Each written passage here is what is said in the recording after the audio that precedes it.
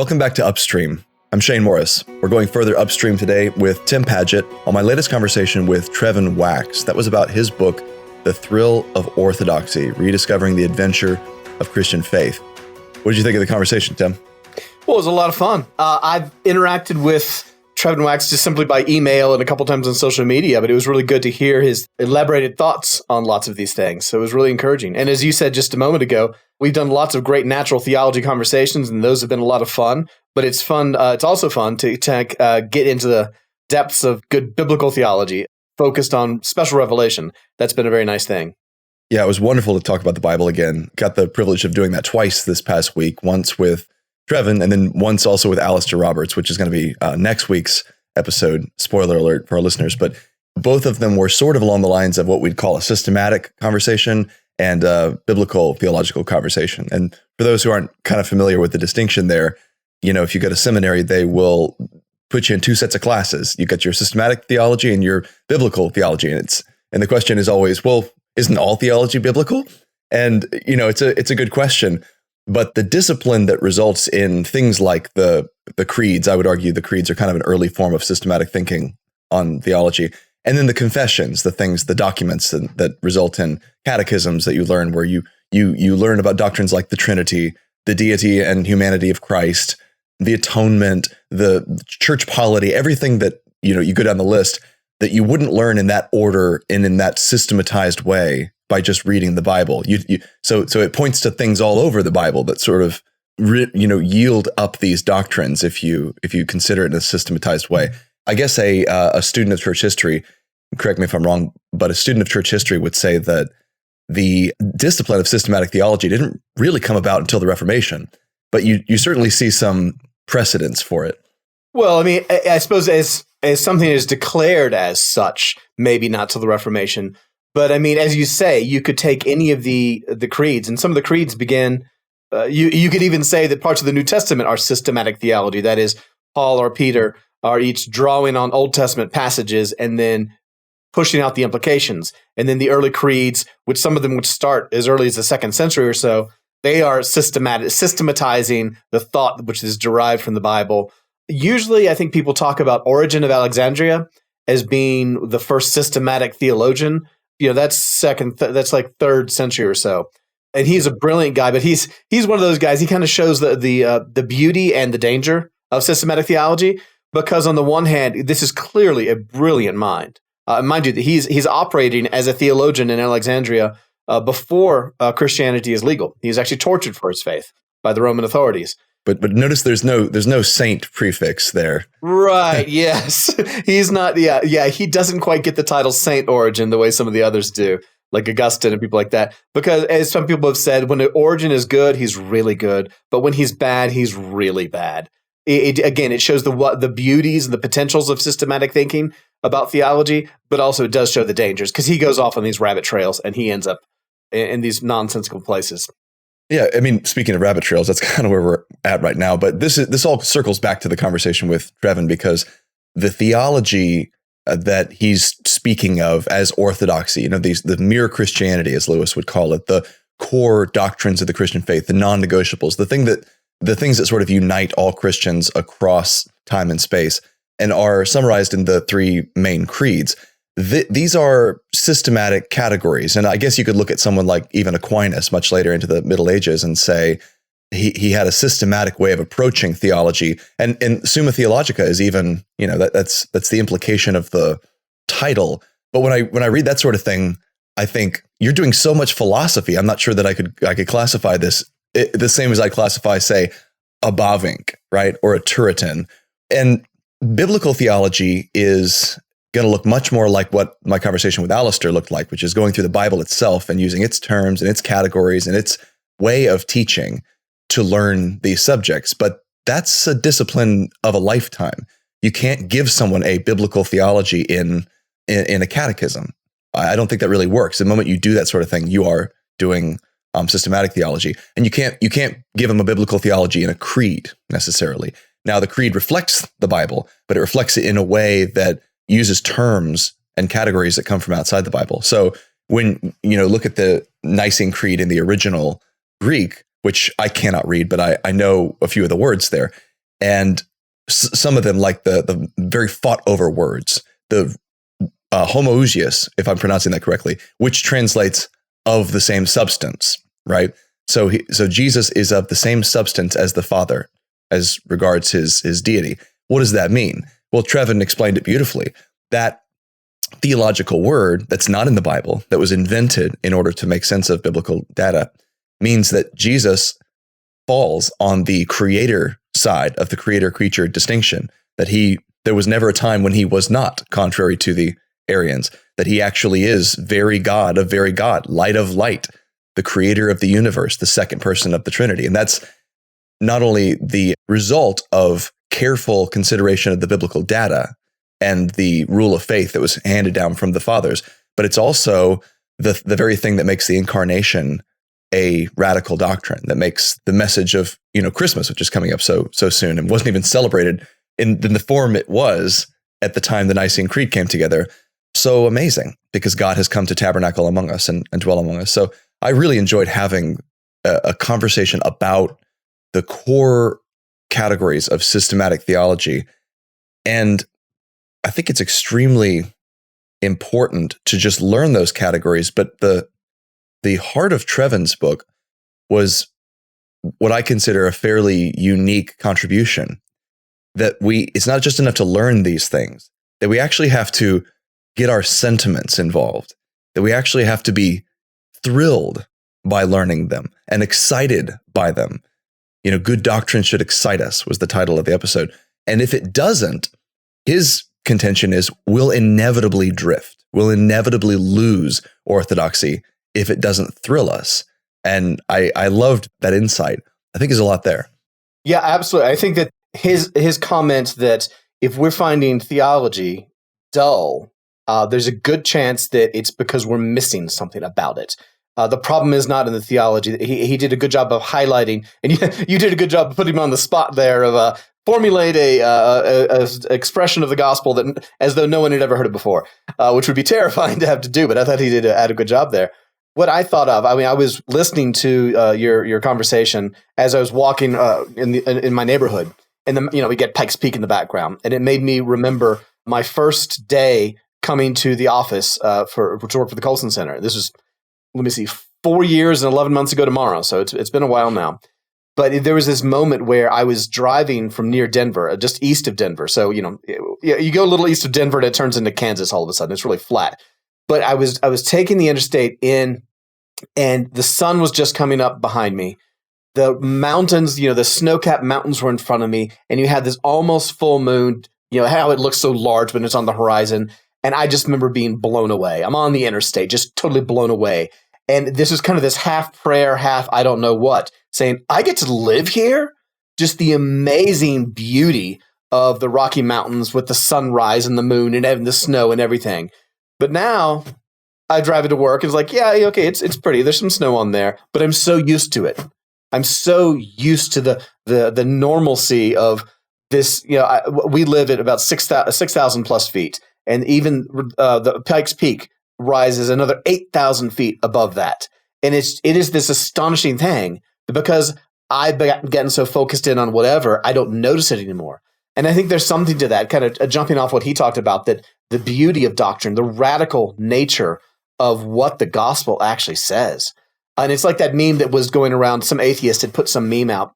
Like, so what you're saying is the God of the universe created, 20 billion years ago or whatever it was, all the vast expanse from the quasars down to the micro, not just microscopic, but like subatomic particles and things like that. And he wants to have a personal relationship with you. And people replied like, yes, that's exactly it. And it just shows the beauty that it took an atheist, I think, to remind many of us how astounding the Christian message really is. That should blow our minds every day. It's like a comedian from a while ago who's talking about, people complained that didn't have cell service on a plane. And he says that you're sitting there on a metal tube flying through the air at 400 miles an hour, and you should just be like, whoa, this is amazing. And that's not, that particular comedian is not exactly a great guy. But again, it shows us, he was able to remind us there, the astonishing nature of things that we take for granted. And as to the things about the those small little details, I think it was Gibbon, the famous historian of the Roman Empire. I mean, he was English, but looking back, the decline and fall of the Roman Empire, I think he said something to the effect of the whole Roman world was torn apart by a diphthong. That is when you have two vowels together. So the one word, as you said, homousios, of same substance, as opposed to homoiousios. So it's two O's or an O and an I. That's just one little diphthong, and the whole Roman world is torn apart about the nature of Christ. And that sounds so silly, and he meant that as a slight. But I think that that's where having those good theological conversations come in, is because at first glance, it might seem like nothing. It might seem like, it's just one letter. It's literally an iota, the smallest little letter there that makes the difference. But once you tease that out, once you see where that leads, it really does begin to matter.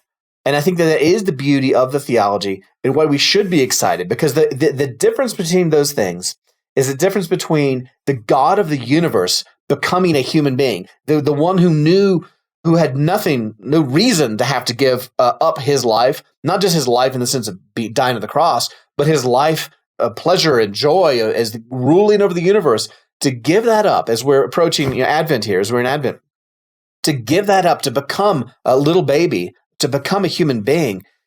Or is it he's simply a created being like us? There's two very different things, and it shows how those little bitty diphthongs really do matter once you tease them out further and further. Of course, many people have a popular history of the formulation of the first ecumenical creed and Constantine's involvement in the process and the nature of the motives of that disagreement that almost tore the Roman Empire apart. You mentioned in your notes, Tim, that a lot of it comes from popular fiction, specifically Dan Brown's The Da Vinci Code. And I've never stopped being shocked at the amount that people think they know about how Christianity obtained its present form, including things like the canon of Scripture. So you get this idea that the precise nature of Nicaea is completely obscured. You get this idea that, okay, at Nicaea, like Trevin said, Constantine uses his imperial sway to promote Jesus, who was formerly just a good human teacher, and everyone knew it, into a deity, right? And then he decides which books to leave in Scripture and which books to take out based on which ones support that sort of reading of the Jesus story. And to put it mildly, that is an inaccurate understanding of what exactly happened at the Council of Nicaea. Yeah, I mean, I think that the Dan Brown thing is interesting, and it just, as I said in my notes, I think it goes to show the importance of doctrine and how that we, as an American church, haven't necessarily done a great job of teaching one another the classical truths. The fact that something like the Da Vinci Code, this is about 20 years ago now, I guess. I mean, it's not great literature. I mean, I read it. It's entertaining. As I said in my notes, it's kind of like a Hallmark movie. It's mildly entertaining, but it's not really, this is not Goodfellas. This is not The Godfather or something like that. This is not this intense literature. It's mildly entertaining. Most of the action takes place in a 24-hour period. It's kind of exciting. But the fact that something as kind of shallow as that could sway not just non-Christians. I mean, in one sense, that would work. That would be comprehensible, that people outside the church could be swayed by that, because it tells them what they want to think, right? It tells them that Christianity is just a made-up religion, just like everything else. Christianity is just another power play. There's no real truth claims to it. It's just a cultural artifact. But the fact that the church fell for it so strongly, not the formal church, not like the official theologians and things like that, but so many people within the church were greatly swayed by in their understanding of how Christianity came to be, shows how little they had been taught. Again, I'm not blaming your ordinary person who's in the pew. Their pastor should have been telling them this. They should have been having Sunday school classes that talked about this sort of thing. And it shows, again, the importance of doctrine, the importance of orthodoxy, of teaching the people in the pews, here's what we believe. Here's why we believe. Here's how we've come to believe these things. Here's how we can understand the difference between a statement that is within the bounds of orthodoxy and with the things that are not within the bounds of orthodoxy. Orthodoxy doesn't shut conversations down. It becomes an opportunity for conversation. It gives you the basis for a conversation. I think that's the key thing, is that like when you reject not just particular doctrines, particular tenets of the faith, but the whole idea that there could be tenets of the faith. Look at the churches who have done that. They've become sepulchres, almost literally.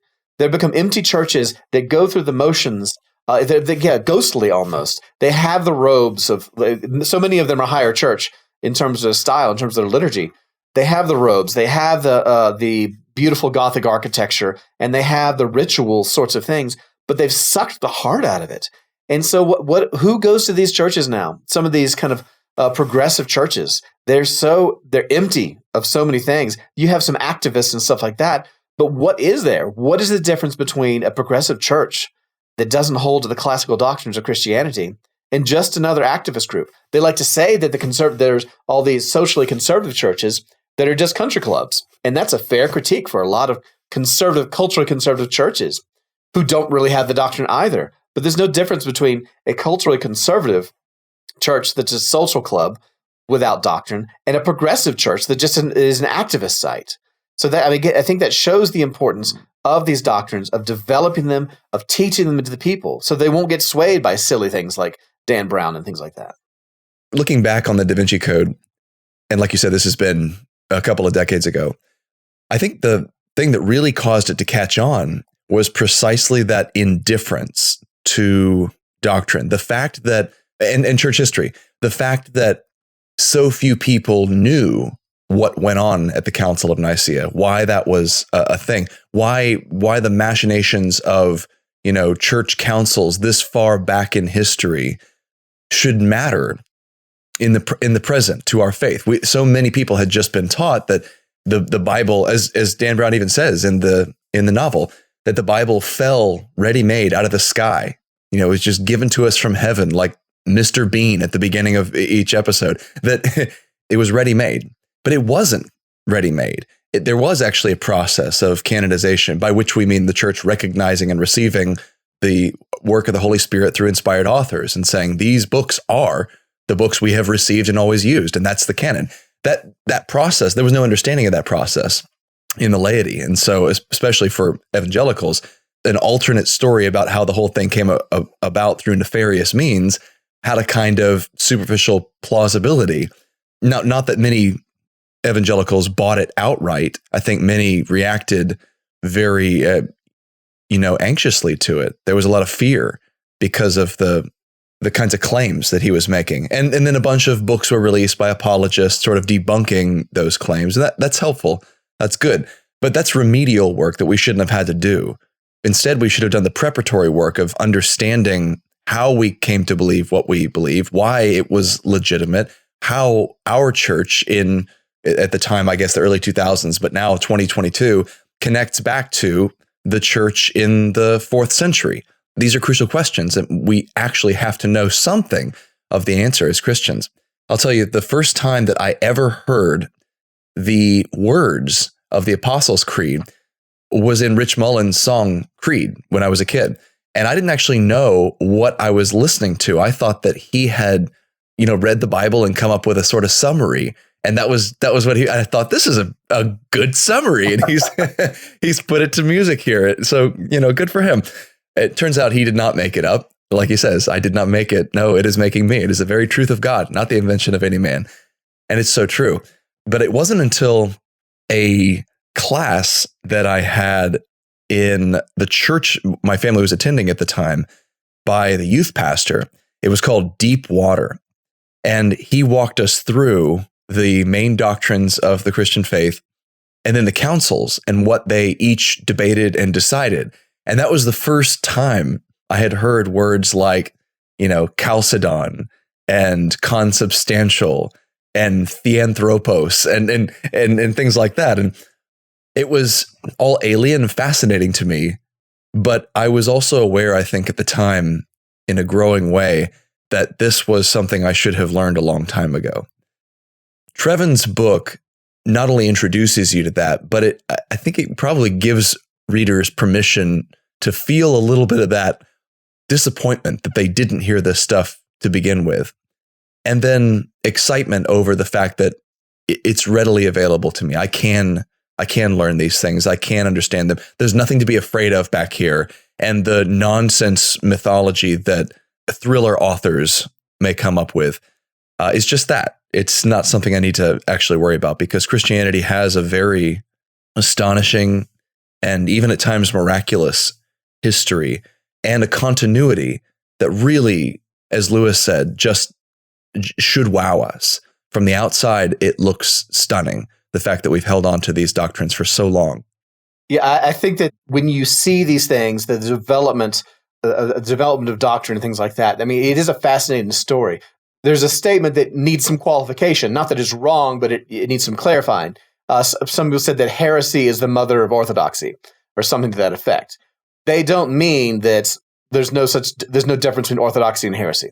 What they mean is, often the formulations of orthodoxy, such as the Council of Nicaea, they don't come about until someone has gone too far. Because the reason is it hadn't dawned on people in earlier times how things could be teased out in the wrong way. So Arius, he's this presbyter, he's a teacher in Alexandria, Egypt, and he takes a partial truth, as you guys mentioned in your conversation, a partial truth about the fact that God is one, right? Therefore, he says, Jesus is called God, but isn't actually God. That's his logic. So he's kind of taking a truth and teasing it out in a way. Once people began to listen to it and they had conversations about it, they realized, okay, this could go bad real quick. And here's why.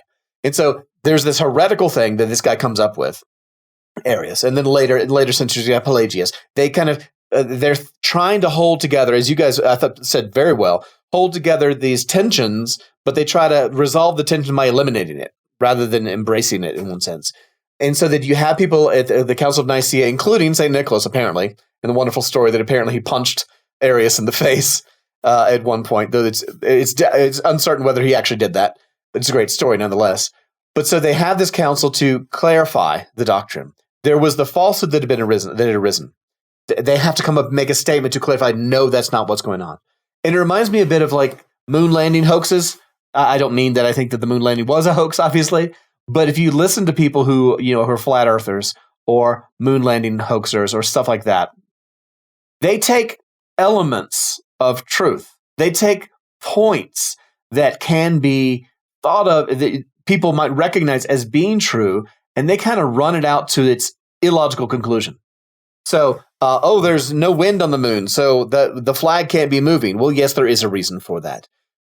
You don't have to, no one thinks to come up with a statement saying, yes, Neil Armstrong actually landed on the moon, until someone comes along and says, oh, no, he didn't, and here's the proof why. And you see that dynamic because they latch onto one little thing or two little things and make this conception of life, of what had actually happened with moon landings. And then all of a sudden people have to come back and it's like, no, here's the proof that we know. So in that sense, the debunking of conspiracy theories doesn't come along until the conspiracy theory comes along. In the same way, orthodoxy, statements of orthodoxy don't have to be laid out until a heresy comes along. And I think that's a pretty common thing that you see in the development of Christian doctrine. It's not that people didn't believe orthodox things beforehand. It's just that there's no need or no perceived need to clarify it until someone comes up and makes up something silly. People also have a love for secret knowledge. And I think that's what's behind a lot of conspiracy theories. The moon landing certainly is one. It's just like, you've been deceived. The wool has been pulled over your eyes. You sheeple. If you had the acumen that I have and the critical thinking I have, you could recognize that the shadows and the photographs and the flag and everything is wrong here. So there's got to be something sinister going on. And you see the same attitude with not just conspiracy theories about recent history, but conspiracy theories about the origins of Christianity. In fact, Dan Brown drew very heavily on the Gnostic ideas about who exactly Christ was and how exactly Christianity got started. And so you have these alternative Christianities floating around at the very early stages of the Christianization of the Roman Empire, and they are making claims about characters like Mary Magdalene, right? About Jesus's self-conception. What are some of the crazier Gnostic claims that you've heard? Well, I mean, as you mentioned, the whole Dan Brown thing was that Jesus and Mary Magdalene were married, and she lived in the south of France, and that's the origins of the Merovingian kings, all that kind of stuff. There's the idea that the Holy Grail, I mean, this is something from, I'd heard before Dan Brown, that the Holy Grail isn't the Holy Grail, but the San Graal, the holy blood. This the lineage of Jesus kind of thing. And it's when you hear those stories, or as Trevin Wax mentioned, the Docetic view, that Jesus only appeared to be human. And that's such a strange thing that we don't often think of. We're more likely to say, well, he only appeared to be God. People were confused thinking he was God. But there was this Gnostic view. Gnostic in this sense meaning a focus on that the material is less than or if not evil. And so these people, they couldn't handle the idea of Jesus, of God suffering. And so he must have only appeared to have suffered. And there's just lots of crazy ideas that go along. But once you tease them out again, they begin to make no sense whatsoever. Because after all, let's consider that particular view of things. If Jesus is not God, then why do you and I care? I mean, I'm not Jewish. I don't think you're Jewish. Neither of us would have any reason to care. By demoting Jesus to being just another thinker, there's no reason for those of us who aren't part of that ethnicity, part of that culture, to abandon our own cultures. Again, to quote C.S. Lewis again, if he was going to Christianity, if he was going to a religion to make himself feel good, he certainly wouldn't choose Christianity. A nice bottle of port will do that. And so it just shows the importance of theology, that these things matter. If we don't insist on these abstract doctrines, then why bother? Why would we bother with the religion of a Bedouin tribe of the deserts? There's no reason to. It matters because if Jesus is God, then that changes everything, absolutely everything. And I think that we want to see, again, I think that the inner ring thing goes a lot towards heresies and conspiracy theories alike. We want to be, like you say, we want to be on the inside. We want to be the ones in the know. We want there to have been this flux and change. And again, as you quoted C.S. Lewis a minute ago about the beauty and power of the church, I teach a course for people here at the Colson Center. And one of the things I had them read last time, 2 weeks ago, I think it were a couple of early church documents. And they're interesting. One from Justin Martyr, who dies about the year 165. One from this Roman official named Pliny to the Emperor Trajan. So that's the early 2nd century as well. And a couple of others. And you listen to the descriptions, or you read the descriptions of what Christians believed and what Christians did and how they practiced things and their ethics and things like that. It's the same.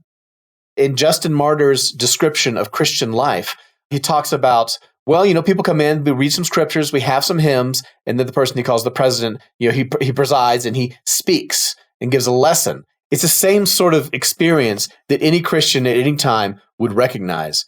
And the same thing goes with the ethics as well. And that, again, that's the importance of teaching these doctrines and orthodoxies, because we can recognize whether it's a church in the 2nd century or the 21st century or the 22nd century, there's going to be that element. Those elements are going to be maintained.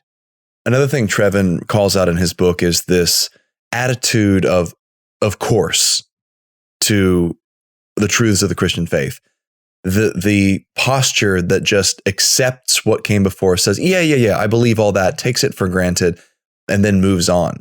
And he says that's the beginning of drift from the Christian faith. That's when you begin to drift in all sorts of different directions. And he offers a number of different directions you can drift. But I'll tell you, one of the more interesting patterns of drift that he points to is a more conservative culture warrior type drift. And I've seen this before. A lot of guys who kind of spend most of their time on the internet, on social media, arguing with the libs, as they would call them, and just engaging deeply in the conflicts of their day. And I had one at one point a few years ago tell me that it is more important right now to get abortion right, to be opposed to legal abortion, than it is to get Christology right.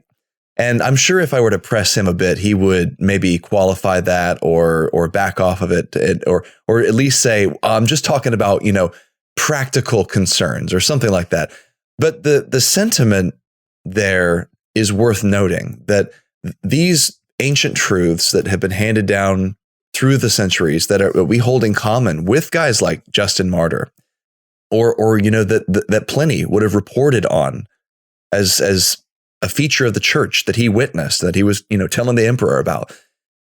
These things are easy to take for granted. It's easy to say, yeah, of course, we believe all that stuff about God and the Trinity and Jesus and salvation. But what's really important right now is to tackle these cultural issues.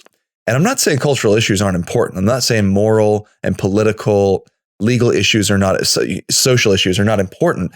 What I'm saying is, and I think what Trevin is saying, is that the moment you view those as taking priority over the catechesis and the celebration even of core ancient Christian doctrines that flow out into our ethical stances, that's the moment you begin to lose them. And that's the moment you begin to substitute a new orthodoxy for the old. We have to see the connection between these things. And I think that was a really good point that undergirds what he says about, I've heard him call in another interview, he calls it a moral orthodoxy that's sort of implied or assumed in the creeds. So he talks about this idea that the liberal drift in the other direction is to say, well, as long as we get the creeds right, as long as we believe God is Trinity and Jesus is divine and all that jazz, then we can agree to disagree about social and moral issues of the day. We can agree to disagree about abortion or same-sex marriage in the church or transgenders or something like that, because they're not in the creeds. They're not dealt with by the church fathers or any council. And so Christians are free to disagree on those things. And he makes the case that no, there is a moral orthodoxy that's not written into the creeds precisely because it was so assumed by the framers of the original Christian creeds, by the students of Scripture and of the apostles who handed these things down to us. They would never have imagined they had to say that marriage is a thing. They would never have imagined they'd have to say that men and women are a thing. They did repeatedly say, you cannot kill your babies, as I had a conversation with Stephen Wedgeworth about recently. This is a very ancient Christian stance and something that was so universally accepted. I don't think the Arians, for instance, had any disagreement about ending infanticide. This was so universally accepted that they didn't have to put it in the creeds. It wasn't in dispute. That's telling, but it also puts the lie to the idea that we can just we can take a minimalistic reading of the creeds and say, we don't have to deal with all those issues. We don't have to disagree about all those issues because they're not in the creeds. Well, the creeds aren't exhaustive summaries of Christian doctrine. And that's one way you drift in the opposite direction, is by treating them as if they are. Yeah, I think that the studies of that sort, where the Nicene minimalism, Wax called it minimalism, and it's something I've written. I talked about Nicene minimalism, that people say, well, it's not right. They will actually insist. They not merely say it's okay for people to disagree. They'll say it's wrong for you to say they're wrong, because after all, they hold to the Nicene Creed. I mean, I think there's a couple of questions with that. One is, what do they mean when they say that they hold to the Nicene Creed? I mean, do they mean what the Nicene people meant, or is it like a lip service thing? I don't mean them necessarily being hypocrites. Like they say, well, yeah, sure, I hold to that. They may sincerely be wrong about what they think, and they've so adopted the waters of the world into their lives that they don't see how there's a contradiction between those things. On the other hand, many of those people who want to kind of have this minimalist understanding, you'll see that we need to be Christ-like and not biblical. That was a phrase that gets passed around in progressive circles sometimes. But the thing is, what do they have in mind? That sounds very Bardian. Yeah, well, this was out of Sojourners magazine. There was an article a few years ago, but there have been a few. But yes, it is very Bardian. Finding the Christ in the Bible. But with this, they have a very clear understanding of who they think Jesus was and what he called people to be. Many of the people who call us to be Christ-like and not biblical have a very clear dogma. And that's an irony, I think, is that they want to have this minimalist understanding. We don't want to have just the words of man. We want to have just Jesus. We need to be like Jesus. Show me Jesus in the text, kind of thing. And while you don't want to, none of us would want to be accused of not making enough of a deal about Jesus. How are they constructing their Jesus? They are, in their attempts not to have doctrines inform them. They're simply, as Trevin Wax said, they're the unstated, unknown dogmas and doctrines that they're abiding by. So if you ask the people who say they want to be Christ-like but not biblical, about ethics, about caring for the poor, about race relations, they're going to have some very clear ideas about what it means to do these things. And as to the conservatives, I think that there is definitely, I think it flips back and forth. At this moment in our cultural moment, it's the conservatives who are making an error in that direction. I think it can flip-flop. But yes, there can be we need to hold on to this issue. We can cast everything else aside, whether it's abortion or whatever, everything else. I think that's a common thing that we do. It's a canon within the canon. We take, here's this issue that matters, and it may be a good issue, and we raise it to the level, it becomes our creed. Our summary of Christian doctrine is care for the poor. Our summary of Christian doctrine is stand up for the unborn, things like that. And those are good things. Those then become our creeds. And I think that that's the virtue of the actual creeds, is that they're fairly broad. They're both specific, don't go too far, but within the realm, there's lots of things where you can live that out. Again, it shows the difference between what our formal statements are and what our functional statements are. You get lots of people to agree to the Nicene Creed, but what they mean by that is determined greatly by the other kind of fountains that they're drawing on. Well, notice that the creeds also are statements in the indicative primarily. They're very descriptive of what God has done and who God is. And as J. Gresham Machen says, doctrine flows out of that. And the creeds do have assertions of doctrine, like who for us in our salvation was made man and died and rose again. The statements about what Jesus did and then what the significance of those events are. But there are very few, if any, moral imperatives in the creed. In the creeds at all. There's a moral warning, certainly, that Jesus will return to judge the living and the dead. And so you need to be right with God. You need to be morally reconciled with God. So the implication, the imperative is in there, but the indicative is what really dominates that. And I find that very interesting, that the imperatives of morality itself, the whole moral law and program of God, is largely left out of the explicitly in the creeds. And I think part of that is because it's so utterly clear in the New Testament, the statements of moral duty, the imperatives that are given to us in the New Testament. I mean, the Sermon on the Mount is largely the delivery of this new law by a new Moses for a new people of God. That's kind of what a biblical theologian will point out to you. They'll say, pay attention to the cues that are happening here. Okay.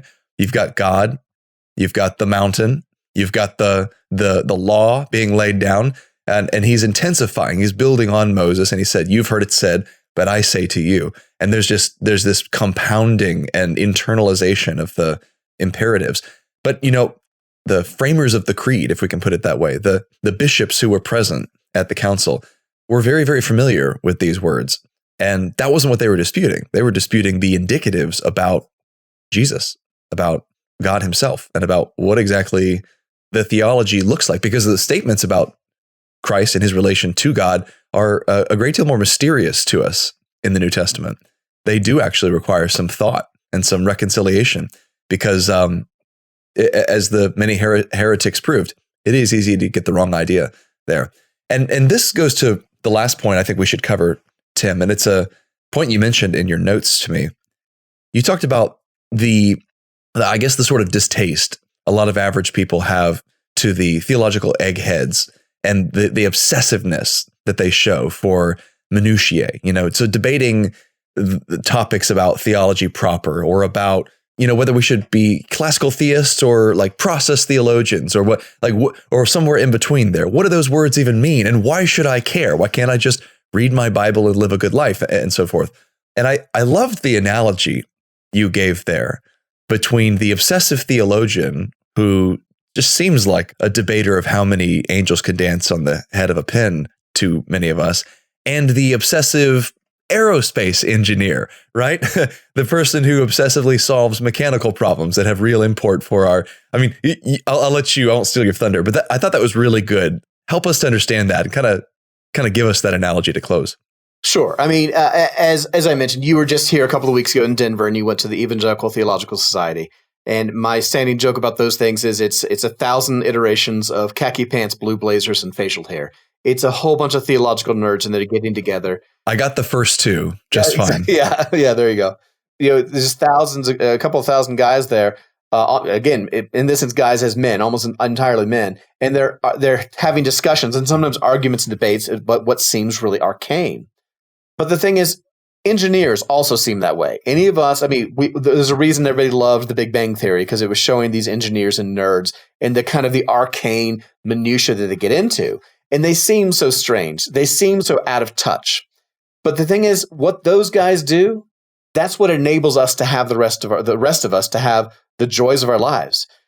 It could be tempting to say, if we're flying in airplanes, like, oh, why worry about all that engineering? Why worry about Bernoulli's effect? Why worry about the temperature rating of a certain metal, an alloy that the engine's going to be made of, and thrust vectors and all that kind of stuff? Why can't we just fly? Well, the thing is, unless you have those engineers, those totally nerdy engineers, you don't get the airplane.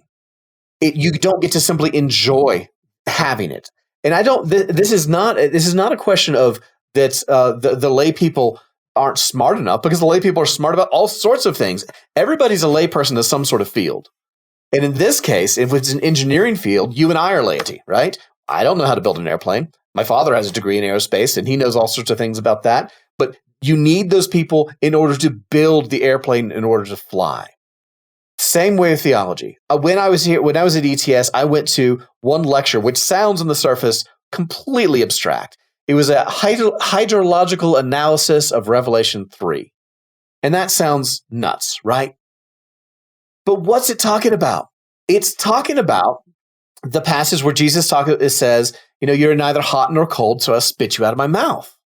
And he was kind of teasing into that question as to lots of theories as to why people think what's the origin of that particular passage. And people say it has to do with the water supply, the aqueducts, and the calcium, components of the water and things like that. And he says, no, it's not that. It's this other thing. Now, that no real doctrine hangs on that.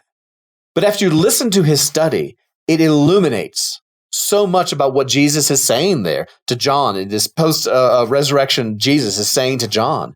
And by going into the intricacies of studying the water patterns, the aqueducts, it illumines the text.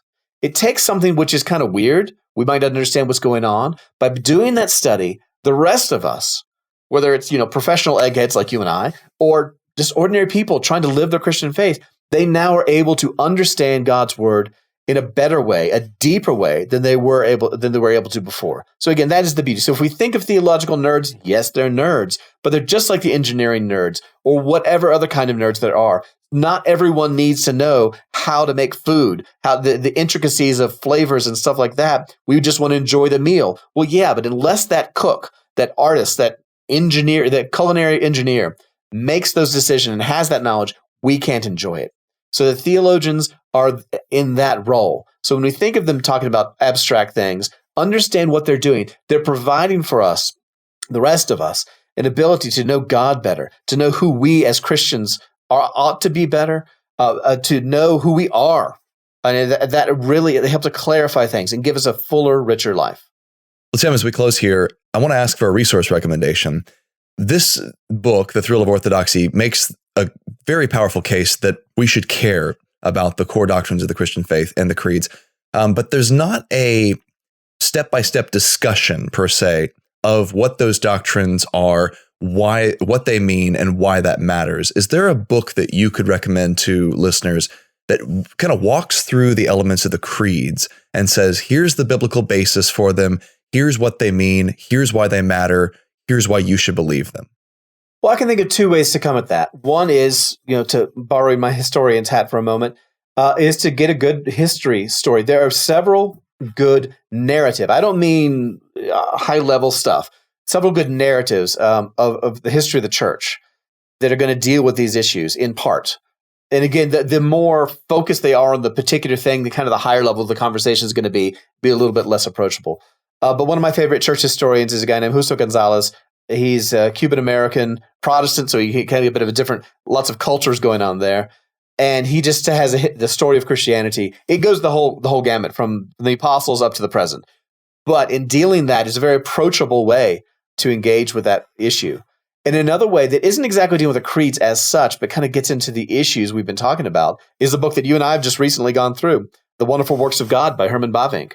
And the beauty of his work is when you read Bavinck's ideas, you can tell he has read so much. But he says it not quite on a C.S. Lewis level of explanatory power, but awfully close.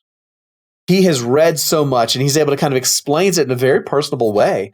And now it's a massive book. I think that in the print version is 650 pages or something like that. So that may not be for everybody simply on that count.